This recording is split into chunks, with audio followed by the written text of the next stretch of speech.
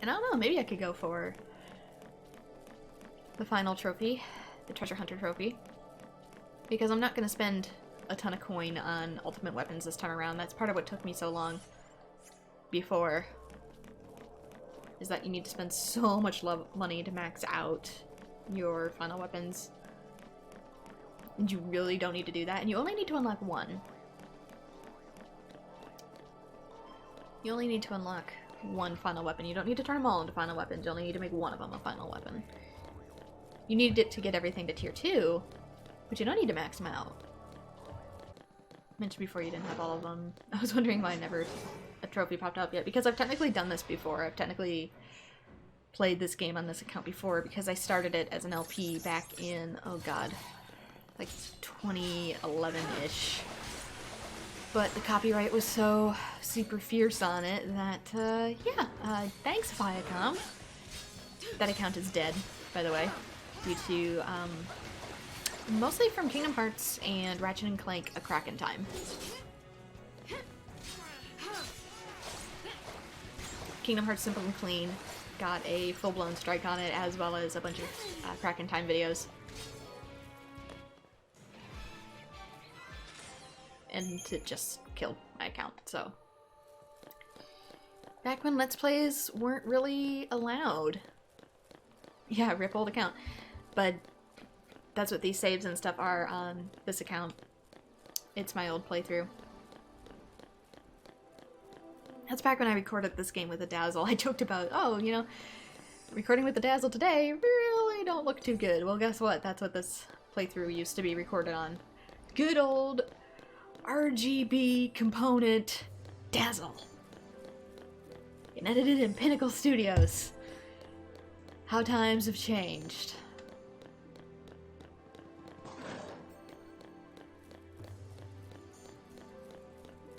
But then again, that was considered good quality back then.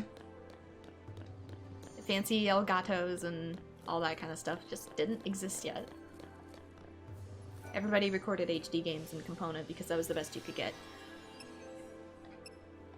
There were better things than Dazzles. I believe it was called a Black Magic. And there was an internal capture card, but oh my god. They were so expensive, and really, comparatively for quality, a Hauppauge was still, like, way better quality than the Black Magic. Yeah, it was a method and it worked. Video game recording, like, live streaming and Let's Playing was still very new. On top of that, platforms like YouTube and Justin TV, which is now Twitch, they didn't allow for gameplay videos. It was against terms of service, technically. Now they realize there's big money in it, and most companies don't care anymore. Or like, I still get copyright claims on pretty much every Final Fantasy XIII video I've uploaded. I have a copyright claim on it. But I still get to keep the video up. And that's the big difference. It's just that Square Enix gets all the ad revenue. And I don't get any. Not that I had any to begin with, but if I did, Square would get it all.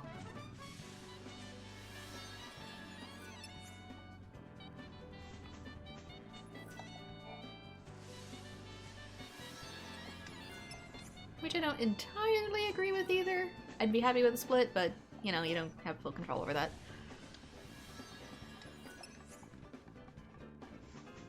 A whole bunch of funky stuff happened in between, like there was the Nintendo's Creator Program that lasted like a whole year.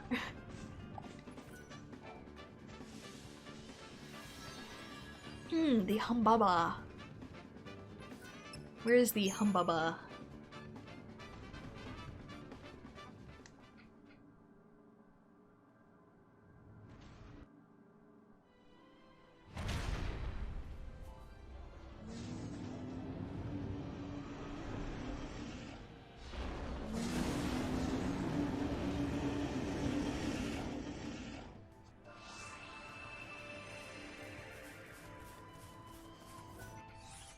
Humbaba is in the Mahabara. Every time I say humbaba, it sounds like I'm saying hubba bubba, which makes me think of bubblegum.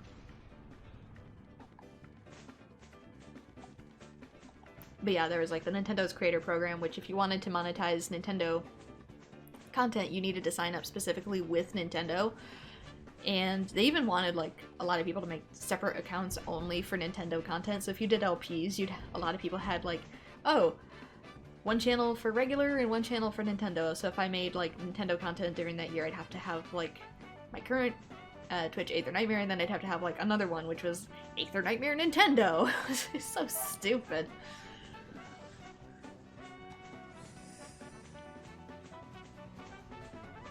Yeah, that didn't last. It pissed a lot of people off. I never signed up for it personally, though I know a few people who did. Really? Why can't I dig?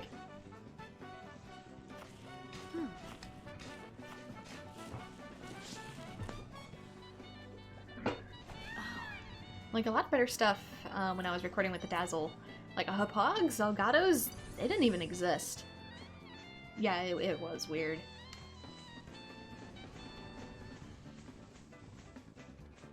Now Nintendo is one of the more lenient creators for letting you upload stuff.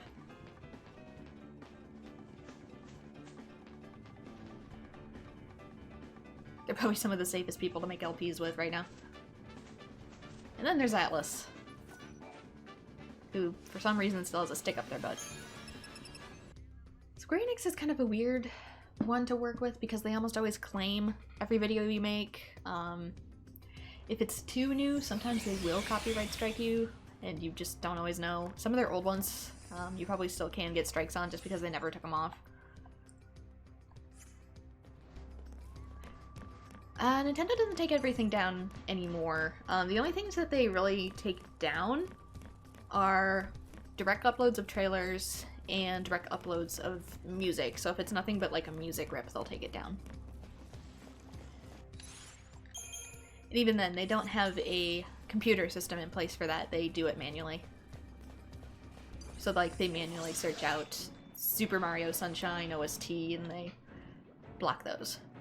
But no, Nintendo's actually one of the better ones to try and get into to start because they are usually pretty lenient with anything. The only two that they really take down, like I said, are direct upload trailers, direct upload music rips, which is only for music.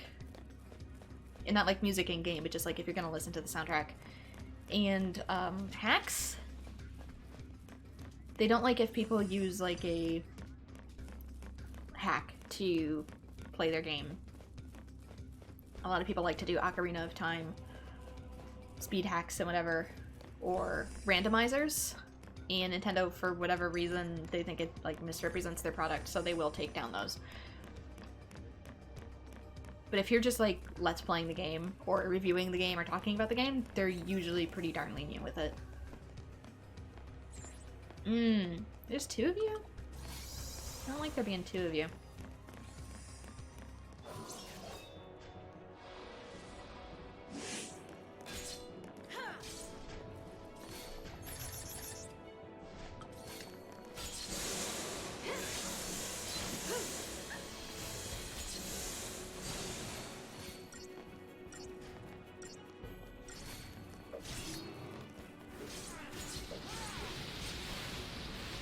Please kill it in time.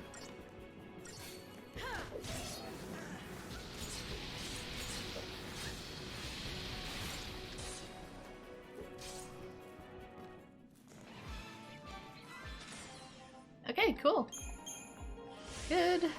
I swear, like, the second half of this video is just gonna be like, okay, cool. Just 20 times over. That's something I've been thinking about getting into is, like, trying some Mario platformers, because I've only ever beaten two of them, which is the very first Mario Bros. And new Super Mario Bros. On the DS. Because a lot of people think I do, like, platformers, and because I can speedrun Spyro, but no, I'm actually horrific at every other platformer besides Spyro. Like, I tried Crash 2. I couldn't really make it to the second floor in Crash 2 without giving up, so that is going to be interesting to try. Because I couldn't figure out that I needed to do the slide jump. I didn't know it was a thing. Because I can do Crash 3 pretty decently, because I've had it forever. But Crash 3 really doesn't utilize the slide jump, whereas Crash 2 does. And I didn't know that, so I got insanely frustrated. Yeah, I like platformers, but I'm not actually as familiar with them as some people think. I'm more familiar with RPGs than I am platformers. It's just that Spyro was one of the only games I had growing up, so I played it a gazillion times and mastered it. But I haven't actually played, like, a whole ton of other platforms. Like, I've never played Super Mario 64. I've never played Mario Galaxy, I've never played Mario Sunshine. I haven't really played Crash 1 or 2. I've never played Crash 1. I've never touched Crash 1. I've only played, like, the first floor in Crash 2. I played a little bit of Mischief Makers, but I never owned a Nintendo 64. As one person put it, I grew up on Sony juice my whole life. Not that I have anything against Nintendo, but that was the only console we had in the house because I got it as a hand-me-down. Yeah, technically Kingdom Hearts does have platforming in it, though I don't personally consider it a platformer. At least not in the same vein as something like Spyro. I'm also still discovering things about that game, like I didn't know you could freeze the bubbles in Hollow Bastion to use them as platforms to get to treasure that's higher up. I never knew that. I only discovered that earlier this week. What's your brine? Mission 57.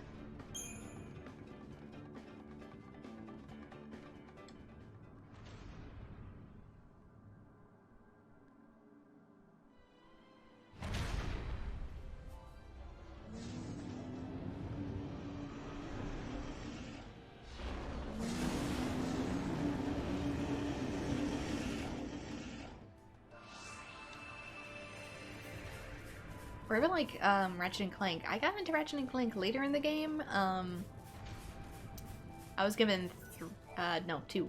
Going Commando is 2 as a gift, so I started with that one. I've actually never finished it, which is another reason I'd like to revisit the Ratchet and Clank games. It's because I liked 2, the bit I've played of it, but I've never actually finished it for one reason or another. I only tried Tools of Destruction this last year, a few months ago, in November. And so A Crack in Time was really the only one I'd played and beaten. I've played a little bit of Jak and Daxter. I've technically beaten Daxter. Don't ask me anything about it because I did it during the old college memory wipe time. I think Ape Escape counts as a platformer. I've never touched it.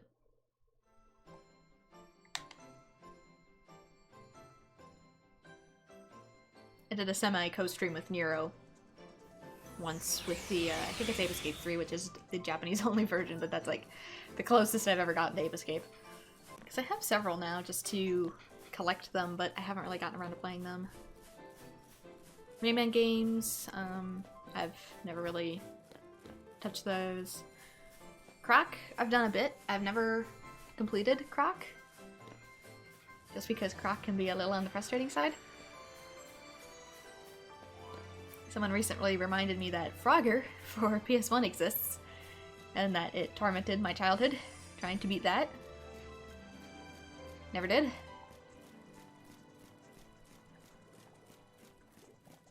Good music, though. Yeah, I have Croc 1 and 2.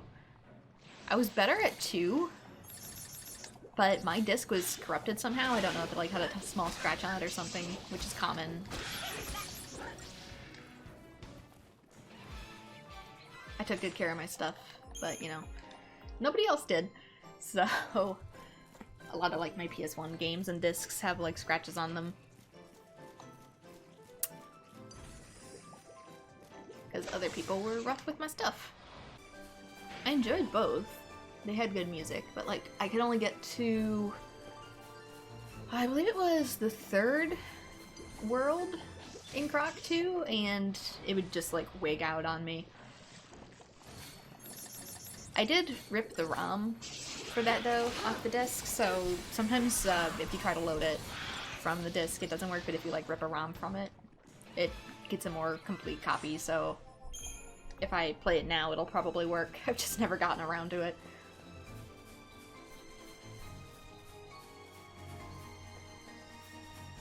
And as for Croc 1, it was just dang hard. Or at least it was for a kid. Because he does have tank controls. Not tank controls as bad as, say, oh, Parasite Eve 2, but tank controls nonetheless. Oh my god, when I get to Parasite Eve 2, just... I'm gonna spend more time screaming at the controls than I am anything else.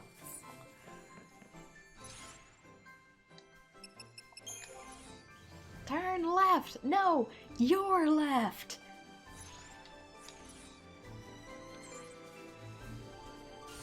Oh, dang it. I didn't mean to use that. Oh well.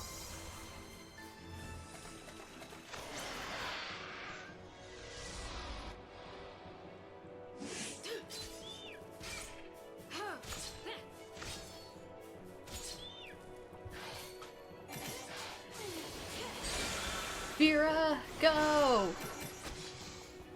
Hardly worth the effort. Okay, so I had one more shroud than necessary. So that was a waste of gil, but...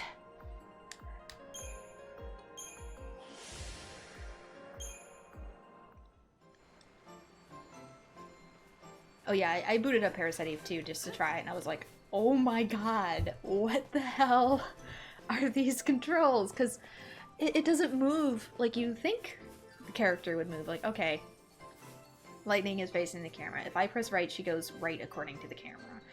Or whichever way she's facing. This makes sense in my head. Ava always moves. Left is where her left arm is, and right is where her right arm is. And it would make sense if you're constantly locked in a first-person view. That would make a lot more sense. But, no. So you constantly are going forward one way and backwards another, and it screws your brain up more than you realize.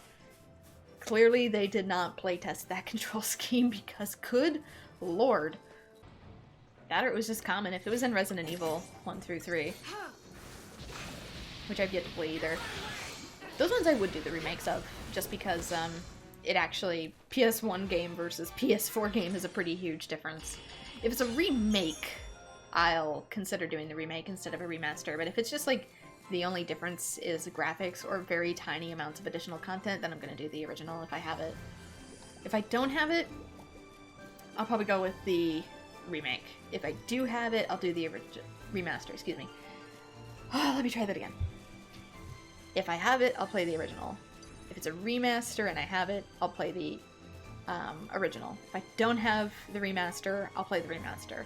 If it gets remade, even though I have the original, I'll probably play the remake. There. So like Spyro Reignited Trilogy versus Spyro. Yeah, I'm gonna play the remake. Reignited Trilogy is very, very different. Resident Evil Remake, very different. Ratchet & Clank Remaster, not different. Same game. Same exact game, just with trophies. Except for Ratchet & Clank 1, which did get remade. Which, ironically, I can't play on my channel anyway because some of the scenes are the exact same scenes in the movie. And they get copyright claimed as the movie. And you get strikes on your channel. So a lot of people have to completely cut those out. So if I do play it, it'll be a Twitch exclusive if Twitch even lets me let that be an exclusive. Oh, it's a mess. Same with Kingdom Hearts 3. I'm really worried about Kingdom Hearts 3. I won't spoil, don't worry, but some of the scenes are the exact same scenes in the movie, and since the graphical engine is almost identical to the movie's engine, Disney has a field day with copyright strikes. Also, because certain songs from the movies are in the game, and damn it. Damn it, we'll play it on Twitch first, and usually for like a stream it's fine. We'll see what happens to the bot. We'll just have to see what happens. So Kingdom Hearts 3 might be a mostly Twitch exclusive as well. Just because YouTube's Content ID system cannot tell the difference between the gameplay and the movie. And bots don't know any better when you get a strike. If you just get 3 strikes, they'll be like, we terminate the channel instantly. Okay, this should be third to last one.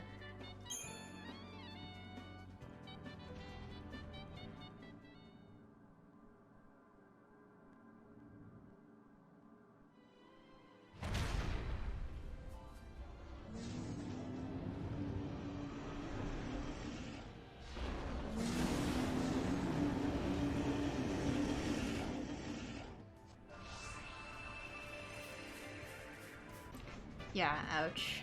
So... I'm still gonna start with the original Ratchet & Clank one anyway. Just to get a feel for it. But it might be the PS2 version on emulator instead of PS3 remaster, just because they're getting harder to get a hold of, too. Like, if you get a used copy, maybe, but I have such bad luck with used versions of games. Like, almost no used game I've ever gotten works properly. It always crashes somewhere. Or it doesn't boot, or looks like someone used it as a coffee coaster. I probably bought Final Fantasy VIII like 5 times. Thankfully I was able to return it each time, but yeah. Eventually I just got it digitally.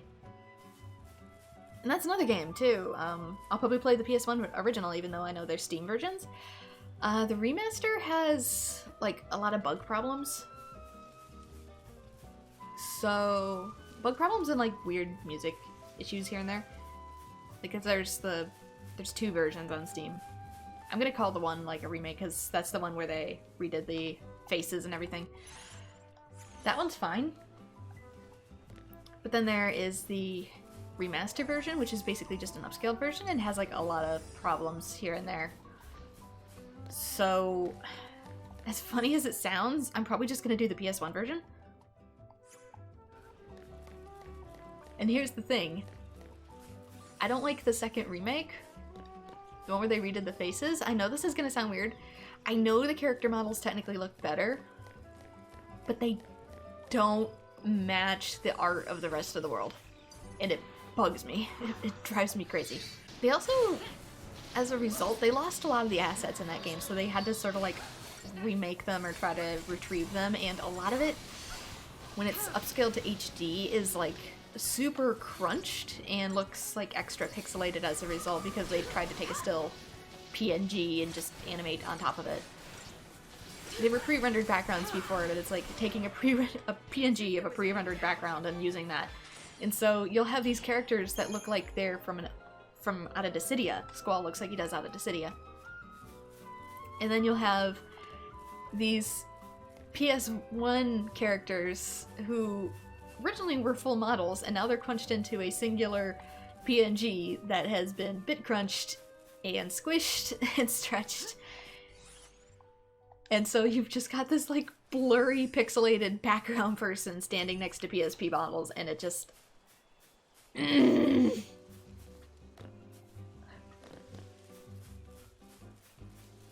We're playing the PS1 version, I don't care.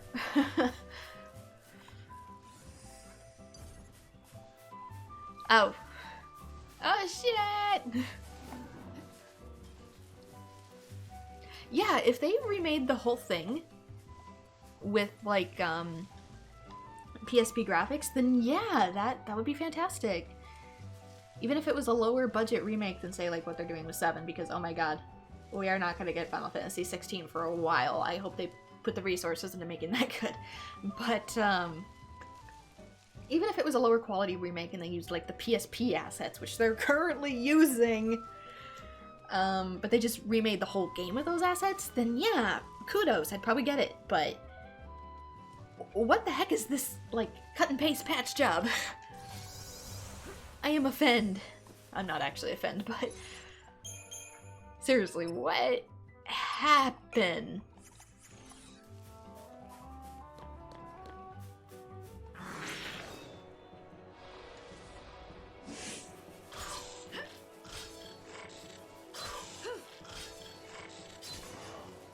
Okay. Blitz!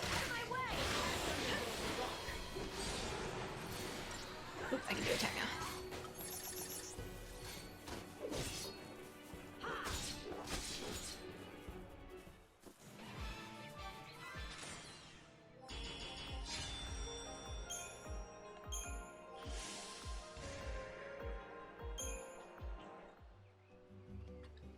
Okay, there should only be the 2 nasty ones left. Huzzah!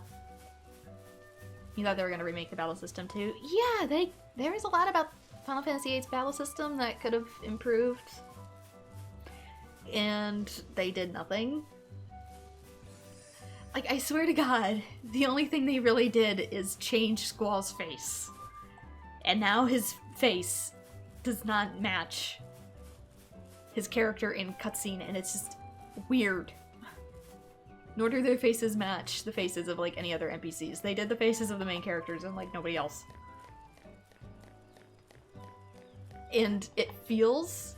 You know what it feels like? It feels like a Steam hack. It feels like a hack you do with, like, Skyrim. Where you can put all kinds of funny stuff in there. Or how people do with Final Fantasy XV, they'll hack, like, 2B as Noctis. So it's funny if you're, you know, just digging around, but it doesn't match. I'm sorry, it doesn't. It looks weird. Also, they censored some stuff that I think personally really didn't need to be censored, so it feels awkward. I don't know, I have a weird mind about censorship. Like, if it doesn't affect anything, usually I don't care. But, even though, there are even times where I like the censored versions better. Like, Final Fantasy XV, Shiva. I like the censored version of her better, because she actually looks like Shiva. Whereas the original version, she just looks like someone who died of hypothermia. I'm sorry. Like, it's not the clothes, it's not the skimpy outfit.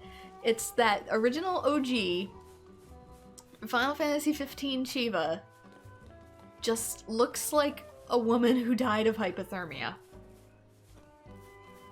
In a thong.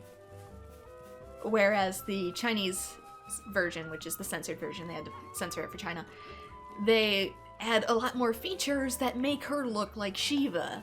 You know, the bluer skin, the kind of like ice underneath, the ice underneath her clothing and whatnot. Similar more to like every other version of Shiva that we are familiar with. The Shiva in Final Fantasy XV, the original non-censored Shiva, just looks... I mean, she doesn't look bad, but she also doesn't look... There's no creativity in the design whatsoever.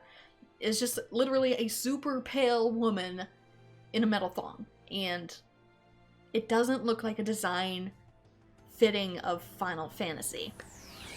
It looks like something cheap that was made for Raid Shadow Legends. And so the censored version, like, you could have kept her in the thong, I don't care, but the blue added to the skin, the styles added to the clothing, it makes her look more like Shiva. Whereas the original version just has nothing. She just looks dead. That's all she looks like. She just looks like a dead woman. There's nothing. OG Shiva was blue tinted, not death pale. There's a difference. Yeah, I need to get around to actually playing 15 as well. Okay, there should only be 2 left. Let's take a look. Heck yeah, there's only 2.